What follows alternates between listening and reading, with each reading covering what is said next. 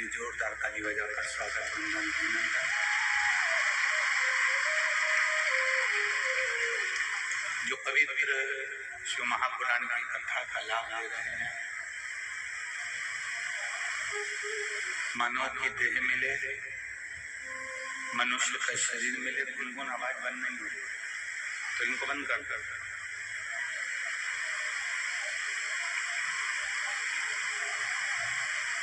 मानव की देह मिले, भगवान शिव की कृपा से यदि ये मनुष्य का शरीर मिला है और इस शरीर से भगवान शंकर की विरल भक्ति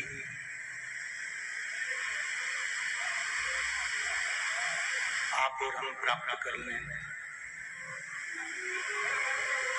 उससे बढ़कर कोई सुख नहीं, उससे बढ़कर कोई सुख नहीं।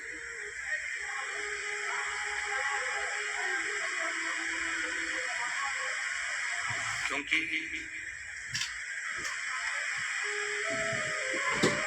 कठिन में भी कठिन है इस मानव के शरीर को परमात्मा की भक्ति में रमाना। अभी भी आ रहा है।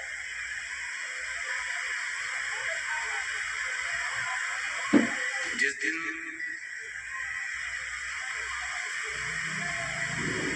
ये मानव का शरीर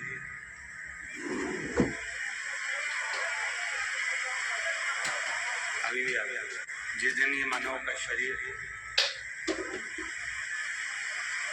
मनुष्य की देह भगवान देवादिदेव महादेव के पावन चरणारविंद की ओर रम जाएगा, भगवान शिव की ओर शरणागति की ओर चली जाए। बाहर की आवाज बोली तो ये समझ लीजिए कि आपका संसार में जन्म लेना सार्थक हो गया। आवाज बंद नहीं है, गुनगुन आवाज आ रही है, मैं स्पीकर हो गया।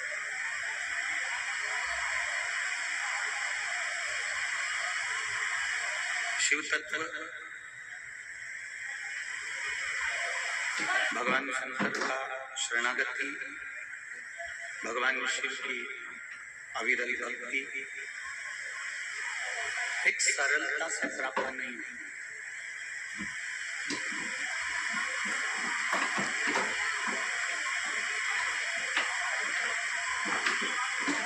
हमने पहले एक कथा में कहा था कि जैसे सोने की चेन का महत्व है, चांदी की चेन का महत्व है, हीरे की चेन का महत्व है, उसी तरह संसार में जन्म लेने के बाद चैन से अपने पलंग पर सोने का भी एक महत्व है कि हम आराम से अपनी जिंदगी में सो रहे हैं कि नहीं सो रहे।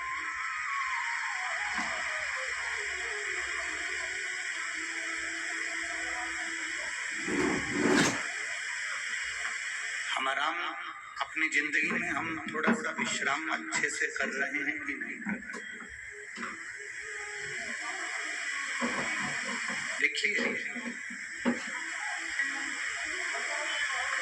भोजन कर लेना एक अलग विषय है और भोजन का पच जाना एक अलग विषय है।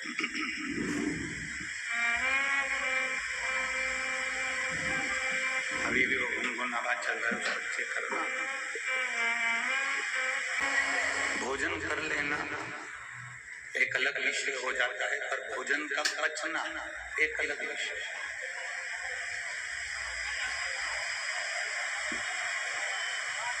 आप भोजन तो कर लिए हो पर पचना भी तो चाहिए।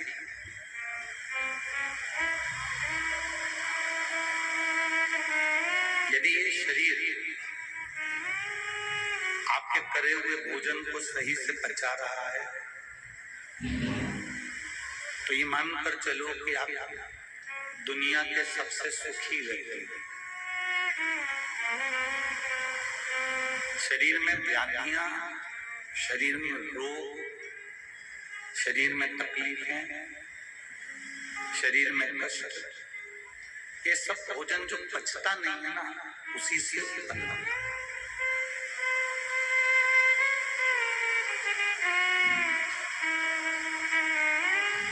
ये भोजन नहीं पचता तो हमारे को रोग उत्पन्न होने लगते हैं, शरीर खराब हो जाता है, रोग बढ़ जाते हैं,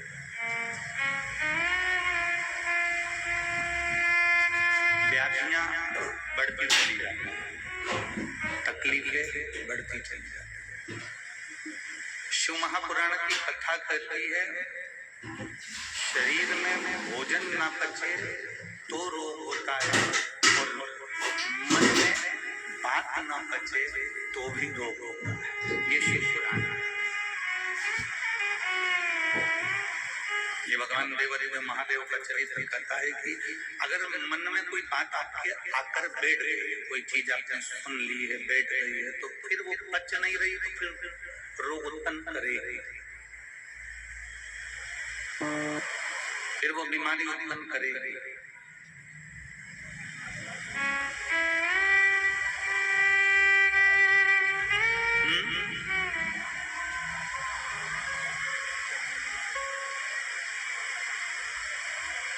वो बीमारी उत्पन्न कर देती है अगर बात ना पचे तो। जिस दिन आप किसी की सुनो और बात पच जाए, आपने सुना और बात पच जाए तो समझ लो कि आपने जो सुना वो श्रेष्ठ है। स्पीकर नहीं चल रही है।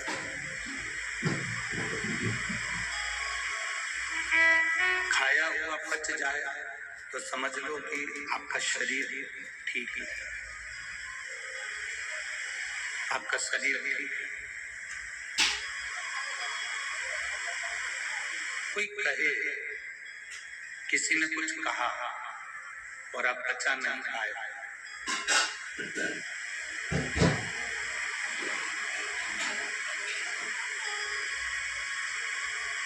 किसी ने कुछ कहा और आप पचा नहीं पाए तो समझ लो कि वो फिर रोग उत्पन्न कर देगा आपके मन को, आपके चित्त को, आपकी वृत्ति को वो रमने नहीं देगा। आपके मन को, आपके चित्त को फिर वो परमात्मा में नहीं रमने देगा, भगवान के विरुद्ध भक्ति में रमने नहीं देगा। हमने कई लोगों को देखा है और शायद आप लोगों ने भी स्मरण किया होगा, आप शिव जी के मंदिर में लोटा भर के जल चढ़ाने को गए, आप भगवान के मंदिर में जल चढ़ाने के लिए गए, उतने में कोई ने आपको टोक दिया, कुछ कह दिया, कुछ बोल दिया,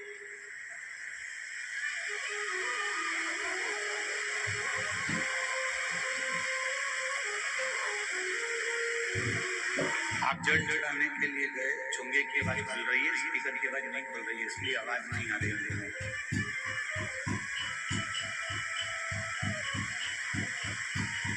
आप जल चढ़ाने के लिए गए और किसी ने टोक दिया, कुछ कह दिया, और जब किसी ने कुछ कहा, टोका, और वो बात आपके हृदय में रम गई, वो बात आपके चित्त में आ गई, फिर वो दिन रात हमको वो बात अंदर से खुदड़ती है, अंदर से खरोटती है। फिर ना तो हमारा पूजन में मन लगता है, ना हमारा भजन में मन लगता है, ना हमारा स्मरण में मन लगता है, ना हमारा कीर्तन में मन लगता है, क्योंकि जिसने कहा है वो बात हमारे को बार बार खरोट रही है। किसी ने कुछ कह दिया है तो हमको बार बार वो बात लग रही है, वो बात हमको बार बार स्मरण में आ रही है। शिव कथा कहते हैं भोजन उतना ग्रहण करो जितना पचा सकते हो, जितना पचा सकते, और दुनिया के लोगों की बात भी उतनी सुनो जितनी तुम्हारे मन को बचाने में आ जाए और तुम उसको बचा सको और अपने अंदर उतार तो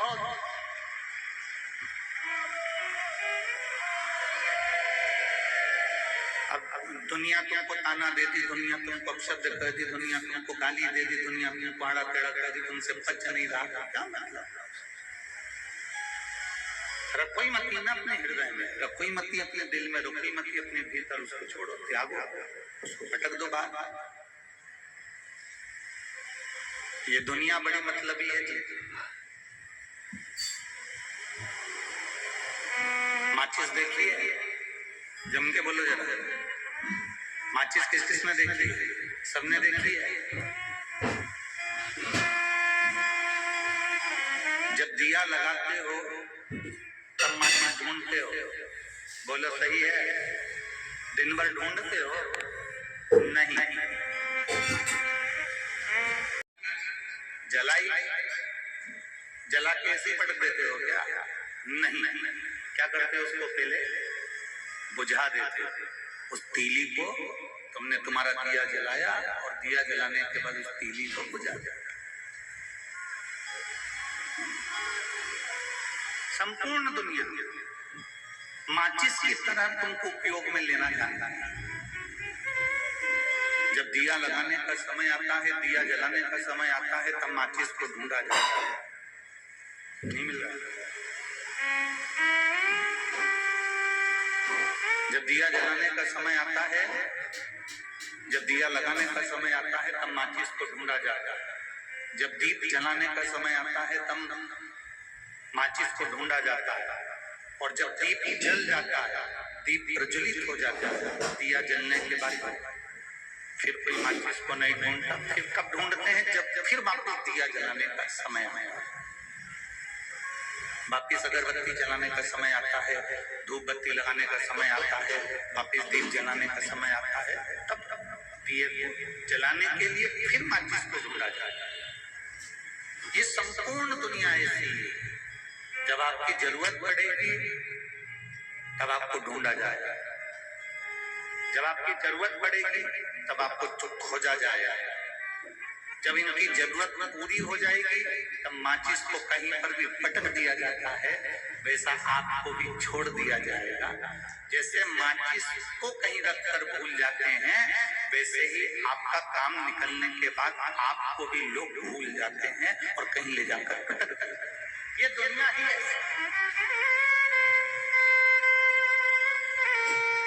संपूर्ण विश्व में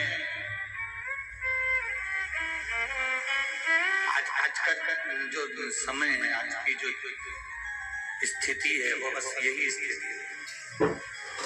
संपूर्ण विश्व का आज की जो स्थिति है वो यही है कि अपना काम निकाल लो, बाकी के सबको जान जाए। समय मिलेगा फिर अपने को काम आएगा, फिर अपन माचिस ढूंढ लेंगे, फिर दिया जलाएंगे,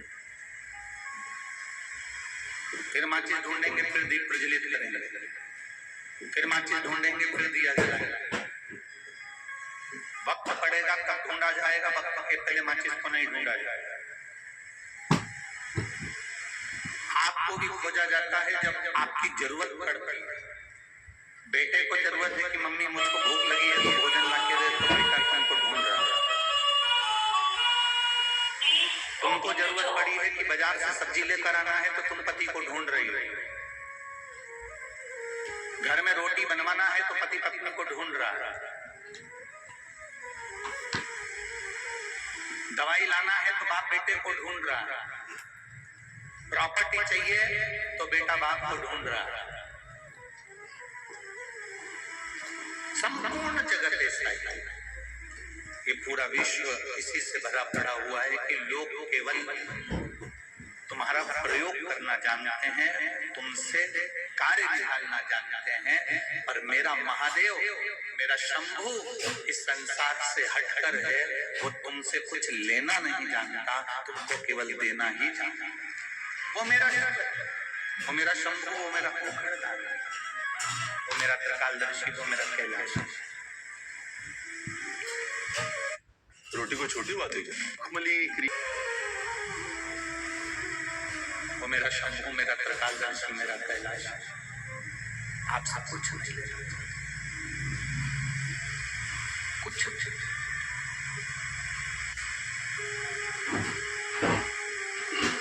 आपसे कुछ भी नहीं लेगा।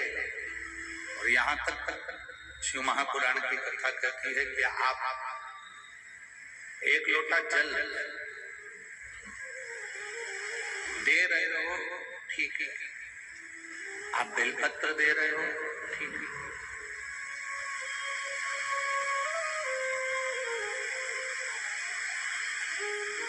आप एक लोटा जल समर्पित कर रहे हो, बेलपत्र समर्पित कर रहे हो, ठीक है। शिव महापुराण की कथा कहती है अगर आप वो भी नहीं देंगे तो ये मत सोचना कि महादेव हमको कुछ देगा कि नहीं देगा। आप अगर लोटा भर के जल नहीं भी दोगे तो ये मत सोचना कि महादेव आपको कुछ देगा कि नहीं देगा। तुमने जल दिया और महादेव ने कुछ दिया तो ये तो आदान प्रदान वाली बात हो गई।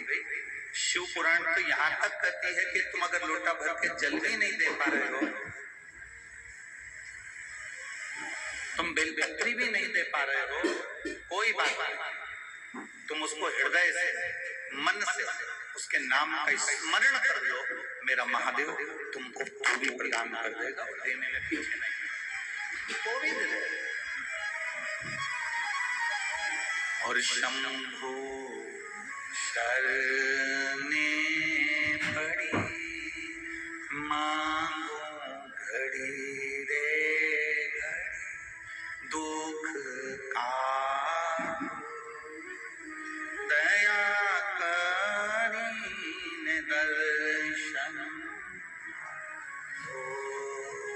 शंभु शरणे पड़ी मांगो घड़ी घड़ी दुख काटो दया करीन दर्शन।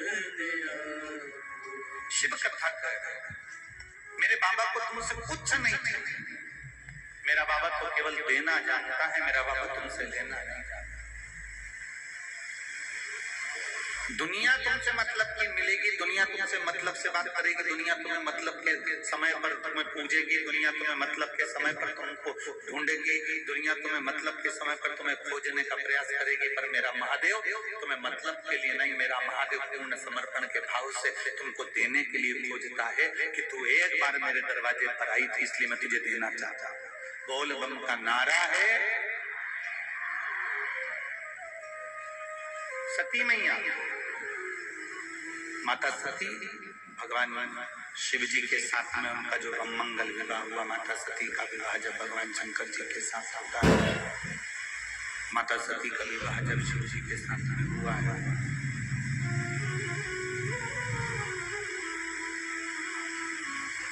माता सती में और माता पार्वती में एक अंतर बहुत बड़ा है। सती मैया भी भगवान शंकर की धर्म पत्नी है और पार्वती मैया भी भगवान शंकर की धर्म पत्नी है।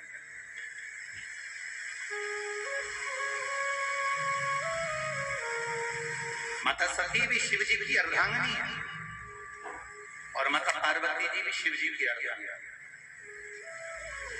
दोनों।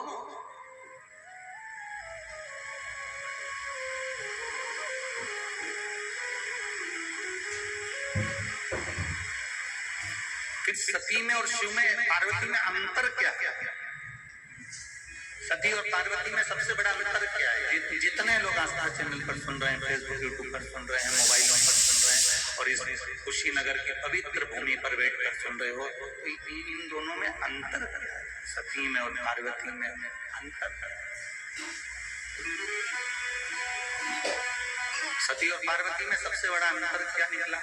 सती और पार्वती में सबसे बड़ा अंतर ये निकला कि शंकर भगवान सती को शादी कर लेकर आए, माता सती को विवाह कर लेकर आए, दक्ष प्रजापति के यहाँ से विवाह कर लौट कर आए और दक्ष प्रजापति के यहाँ से विवाह कर जब सती को लेकर आए, तब लेकर आने के बाद भगवान शंकर सती मैया को कुंभज बाबा के यहाँ, अगस्त ऋषि के यहाँ कथा सुनाने के लिए ले गए। बोलो सुनी कि नहीं सुनी कथा? ये कथा सुनी कि नहीं सुनी कि शंकर सती को लेकर कुंभज बाबा के यहाँ, अगस्त ऋषि के यहाँ कथा सुनी।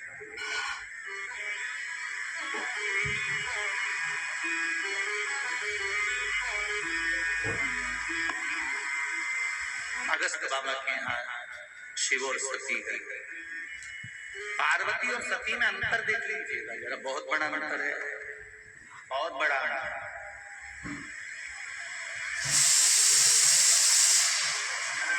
जो शंकर भगवान ने इस संपूर्ण ब्रह्मांड में जो चीज थी वो आज तक हमारे यहाँ चल रही है।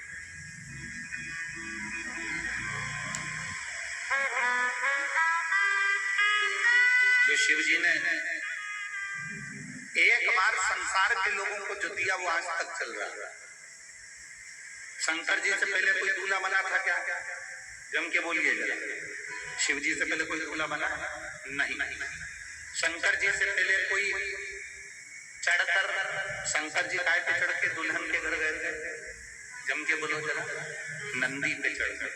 आज के समय में दूल्हा काय पे चढ़कर जाता है? बोलो बोलो जम के। घोड़ी पे चढ़कर। जो शिव जी ने बीज बो दिया, जो भगवान शंकर ने स्वयं देवादिदेव महादेव सबसे पहले दूल्हा बने, उसके बाद में फिर नारायण दूल्हा बने, फिर इंद्र दूल्हा बने, फिर राम जी दूल्हा बने, फिर कृष्ण जी दूल्हा बने, ऐसे ऐसे क्रम चालू हो गया दूल्हा बनने का। तब से लेकर आज तक लोग घोड़ी पे चढ़कर बारात लेकर जाते हैं। जैसे शंकर जी बारात लेकर गए, शंकर जी धूम धड़ाके से गए, वैसे आज के समय में दुनिया के लोग बारात लेकर जाते हैं। आज के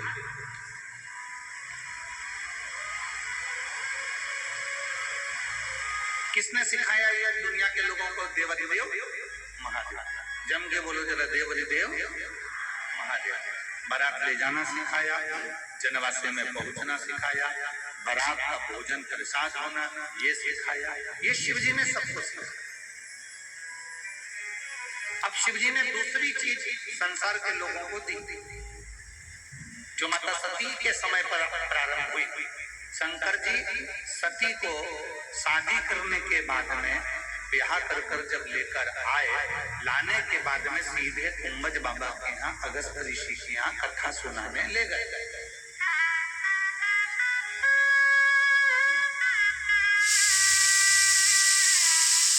हमारे मध्य प्रदेश में, हम जिस मालवा क्षेत्र में रहते हैं सीहोर में, तो वहाँ का एक नियम है हमारे मध्य प्रदेश का। आपके यहाँ का भी नियम हमें तो लगता है कि होना चाहिए। आपके यहाँ भी ऐसा नियम होगा। महाराष्ट्र में भी ऐसा नियम है, राजस्थान में भी ऐसा नियम है, हो सकता है उत्तर प्रदेश में ये नियम है कि नहीं, पर हमारे यहाँ का एक नियम है कि जैसे शंकर भगवान शादी कर कर सती को लेकर आए और वो कथा सुनने के लिए कुंभज बाबा के यहाँ गए, हमारे मध्य प्रदेश में ऐसा नियम है कि जब लड़का लड़की की शादी होती है, शादी होने के बाद वो घर पर जब आते हैं, आने के बाद लड़के के घर में जब लड़की आ जाती है तो पंडित जी को बुलाकर सत्यनारायण जी की कथा करवाकर उनको सुनवाई जाती है। आपके उत्तर प्रदेश में ऐसा है कि नहीं? वो हमको नहीं मालूम है ना? आपके यहाँ भी है? मतलब तुम भी हमारे वाले हो, ये पक्का है। ये शुरुआत कोई तुमसे कहे कि ये दूल्हा दुल्हन को कथा सुनाने का नियम कहां से आ गया? शादी करके दुल्हन आई, बेचारी रात भर ऐसे फेरे लगा लगा के थक गई और सुबह से उसको हमने पूजन में बिठा दिया, सुबह से सत्यनारायण जी की कथा सुनने बिठा दिया, पूजन करने बिठा दिया। कोई तुमसे पूछे कि ये नियम कहां से आ गया कि शादी के बाद कथा सुनना चाहिए, दूल्हा दुल्हन को बैठकर कथा सुनना चाहिए, ये नियम कौन लेकर आया? तो कहते हैं ये नियम देवादिदेव महादेव लेकर आए थे। शादी करने के बाद सती को ले जाकर कथा सुनवाया। ये नियम मेरा महादेव लेकर आए थे। शादी के तुरंत बाद शादी कर आए और सती मैया को कुंभज ऋषि के यहाँ कथा सुनाने के लिए अगस्त बाबा के यहाँ पहुंच गए। अब शादी के तुरंत बाद कथा सुनना, शंकर जी का मन तो कथा में लग रहा था क्योंकि शिव जी कुंभज बाबा के कथा सुनने गए। दूल्हा दुल्हन दोनों कथा में बैठे हैं। कहीं कहीं पर दूल्हे का मन सत्यनारायण की कथा में लग जाता है और कहीं कहीं दूल्हे का नहीं लगता तो दुल्हन का मन सत्यनारायण की कथा में लग जाता है। कभी कभी ऐसा होता है कि दोनों का ही मन नहीं लगता, ये भी स्थिति रहती है। पंडित जी पूरे 5 अध्याय सुना देते हैं, कलावती ने लीलावती से कहा, लीलावती ने कलावती से कहा।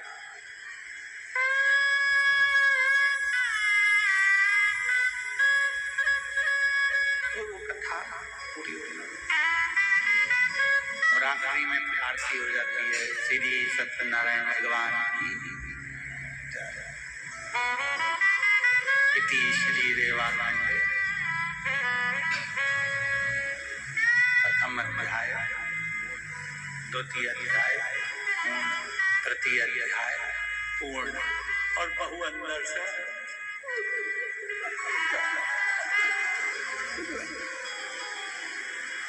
पति को कोनी मार के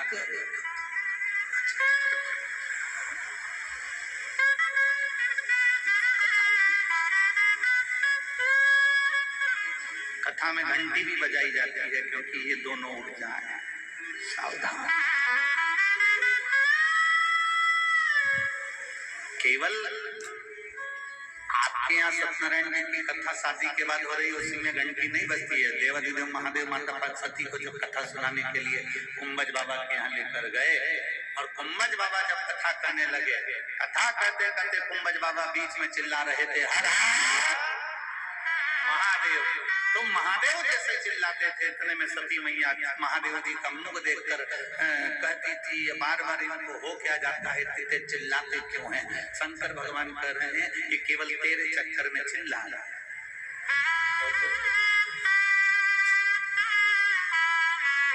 रात्रि को गस्ती वाला आता है, आपके कुशीनगर में आता है कि नहीं आता हमें नहीं मालूम, पर हमारे उधर तो आता है। रात्रि में गश्ती वाला आता है और सीटी बजाता है।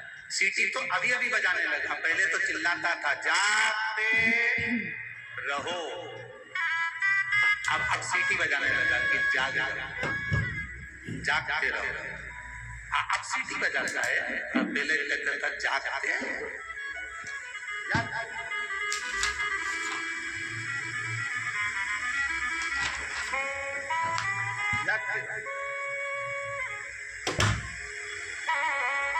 अब गस्ती वाला क्यों चिल्लाता है जागते रहो? रात को सोओगे तो तुम्हारी तिजोरी का माल कोई चुरा के ले जाएगा। गस्ती वाला रात को चिल्लाता है जागते रहो, और संत साधु गुरुजन कथाकार ब्राह्मण जन दिन में चिल्लाते हैं श्रीमद् भागवत, रामायण, शिव पुराण, देवी भागवत, गीता सुना सुना कर चिल्लाते हैं। रात को सोओगे तो चोर चोरी कर कर ले जाएगा, और दिन में अगर तुम भगवान की कथा में सोओगे तो परमात्मा भी तुमसे दूर चला जाएगा। उसको करीब लाना, उसको अपने करीब,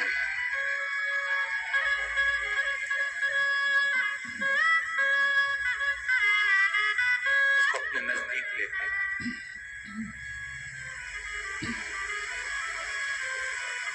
शंभु शरणे पड़ी मां